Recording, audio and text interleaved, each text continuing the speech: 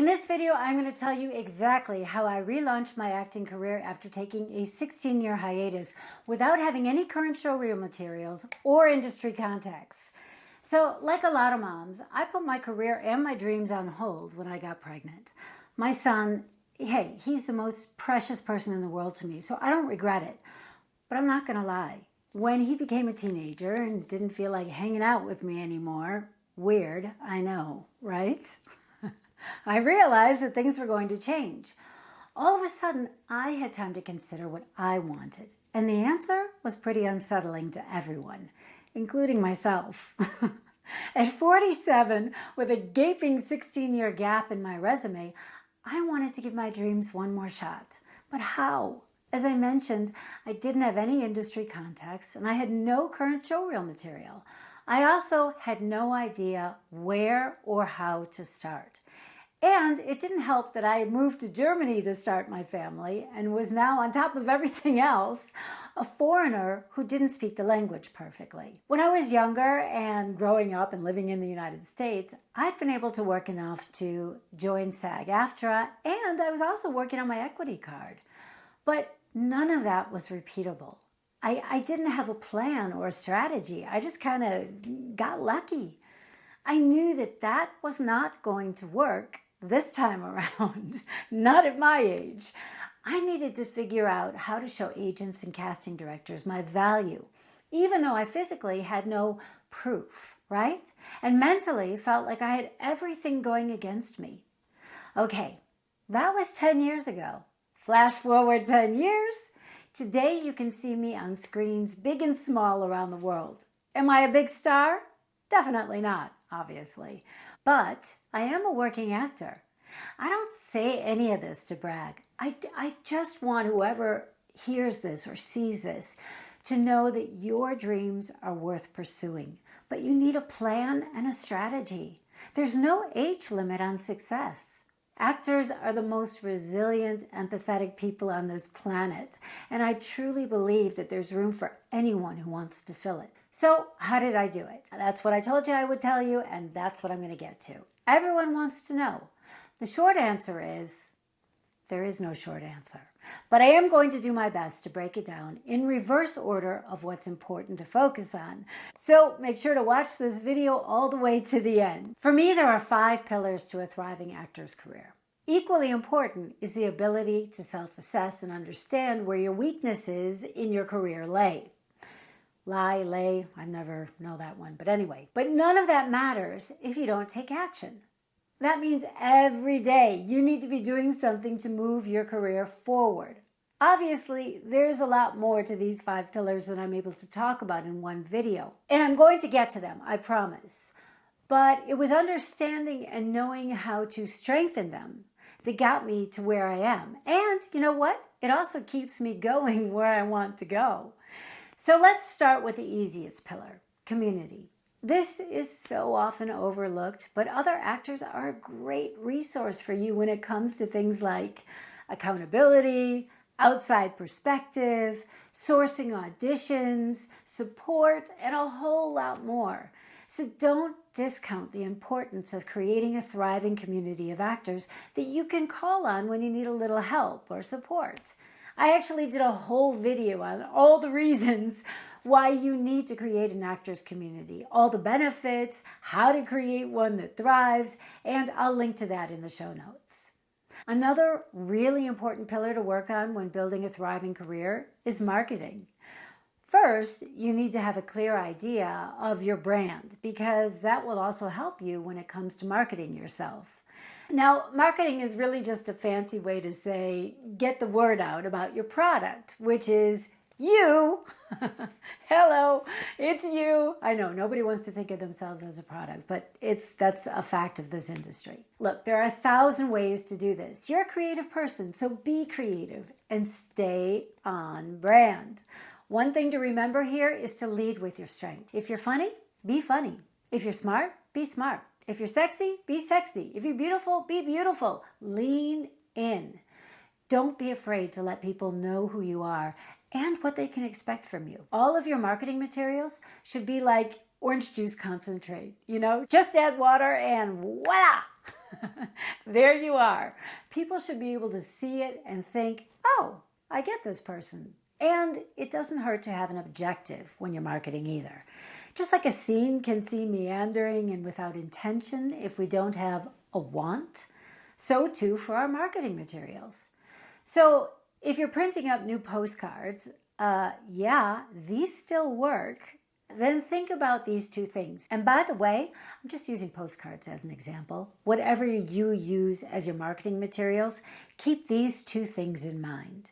Number one, what do I want this person to feel or think when they see my marketing materials? And two, what do I want them to do when they see it? So let's use Nike's slogan, "Just do it," as an example. Nike, what do they want? They want to motivate you to just do it, right? That it being get active. And of course, they want you to buy their sneakers. But they don't tell you to buy their sneakers. That's implied. So that's how you should be thinking about your marketing materials. And of course, marketing goes hand in hand with networking. I always say people like to work with people they like. What helped me to cultivate relationships was just honestly moving outside my comfort zone and doing it.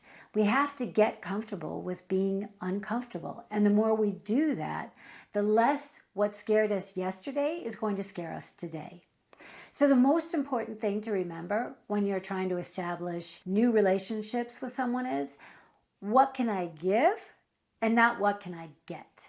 Nobody wants to feel used or feel like they're in a transactional relationship. It's also really important for actors to find a way to connect on a human level, right? As human being to human being, and not as an actor to a casting director, for example. As you can see, these pillars are all connected. Having one that's rock solid when the others are weak is going to leave your career stuck in neutral. When making new connections, we can weave certain aspects of our lives, passions, and personalities into our brand, which we can then use to help magnetize or repel people in the industry. Okay, I know. This sounds scary, but it's actually a good thing. The more clear you are in your brand, the clearer people in the industry will see you, and the more strongly they're going to feel about you. And you definitely want people to have an opinion about you, right? There is nothing worse than blah, or even worse. Yes, there is something worse. Who? Who? Okay.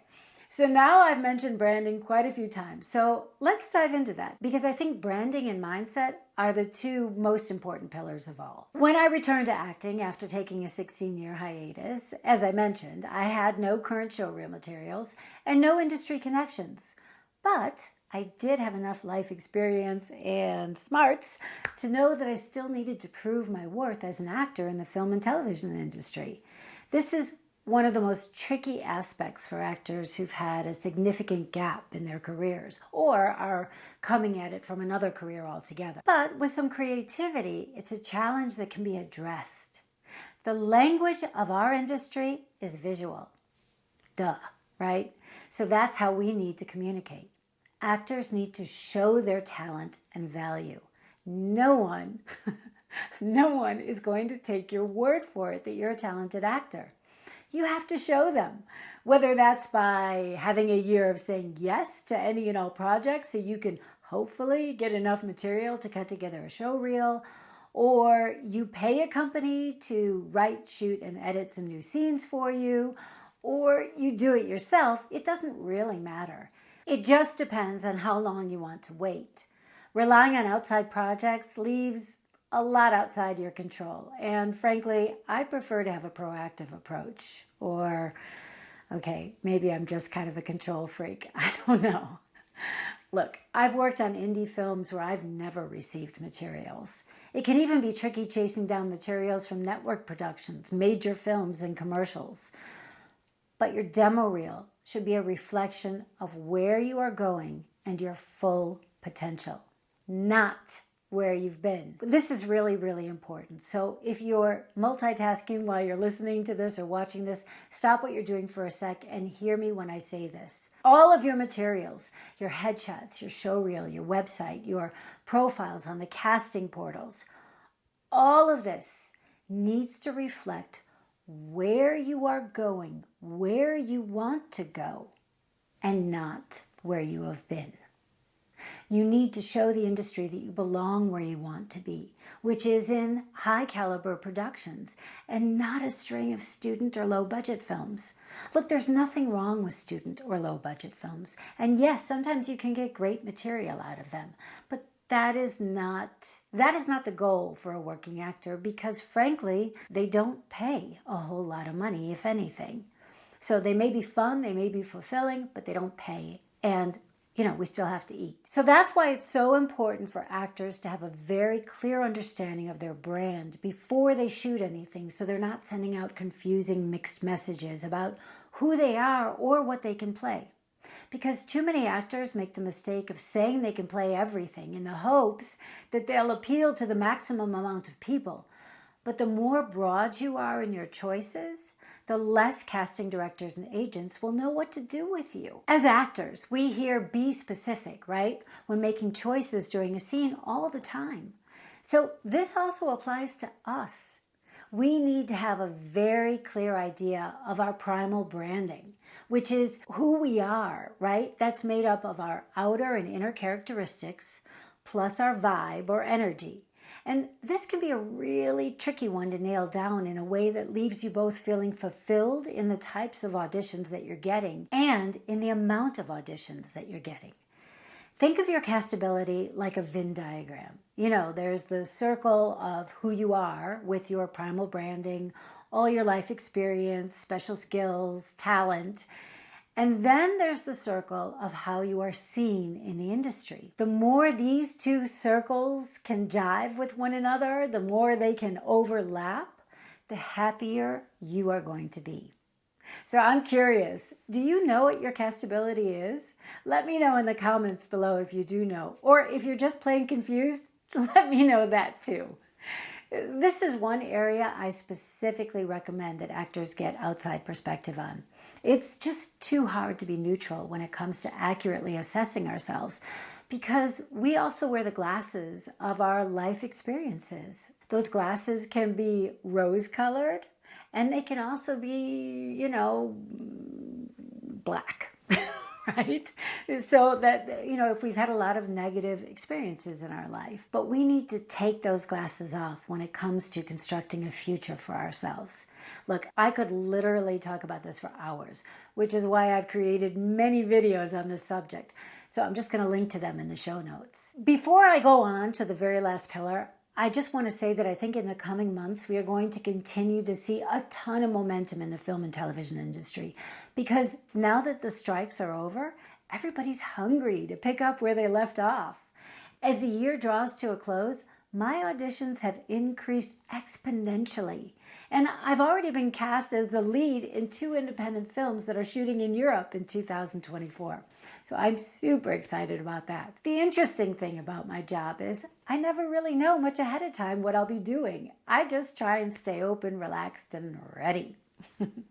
So if you're a trained actor who's been trying to make it in the industry without much momentum, I'd love to hear from you.